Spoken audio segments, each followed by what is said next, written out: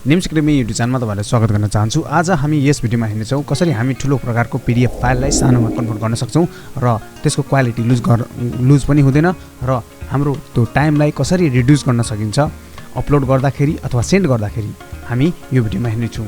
तपाईहरु NIMS academy YouTube channel हेर्दै हुनुहुन्छ। यदि तपाईहरुले यो च्यानललाई सब्स्क्राइब गर्नुभएको छैन निम्स एकाडेमी युट्युब च्यानललाई सब्स्क्राइब गरेर सपोर्ट गर्नुहोला। ल लागौँ भिडियोतर्फ। हामी अहिले छौँ smallpdf.com मा।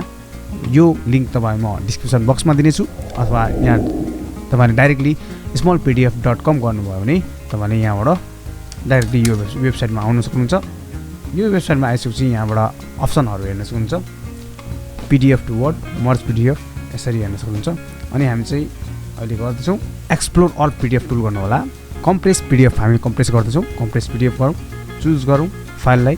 अहिले चाहिँ म यहाँबाट मेरो पीडीएफ राखेको छु। म यहाँ जान्छु र यहाँबाट क्लिक गर्छु र यहाँ ओपनमा क्लिक गरिदिन्छु। यसरी यसले रिड गर्छ। सुरुमा यो अपलोड हुन्छ, कतिको तपाईको इन्टरनेट स्पिड कति छ त्यो अनुसार हुन्छ।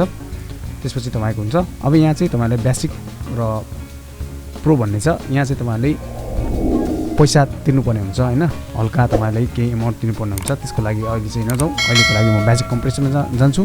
अब यहाँ चाहिँ गर्नुभयो भने तपाईको क्वालिटी पनि राम्रो आउँछ अलिकति, तर बेसिक कम्प्रेसमै जानु होला किनभने हामी फ्री गर्दैछौँ। अहिले यसको एक्ज्याक्ट एमबी साइज भनेको 1.16 एमबी छ। अब त्यसमा घटेर चाहिँ 713 केबी यसरी हुन्छ। यहाँ क्लिक गर्छु र कम्प्रेसमा क्लिक गरिदिनु होला। क्लिक गर्ने बित्तिकै यसले प्रोसेस गर्छ र फाइनली यो कम्प्रेस भइसकेपछि अटोमेटिक डाउनलोडमा जान्छ। हुनुहुन्छ यहाँ पुरै आइसकेको छ हैन, यसरी आइसकेको छ।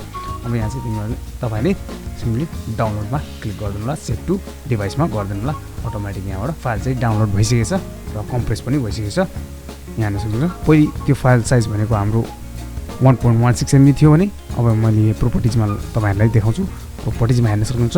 यो चाहिँ कति भएको छ भने 661 केबीमा कन्भर्ट भइसकेको छ। यो भिडियो तपाईलाई कस्तो लाग्यो? आशा छ यो भिडियो तपाईको लागि उपयोगी भयो होला र आउँदो दिनमा अर्को युजफुल ट्युटोरियलहरु म अपलोड गर्ने नै छु।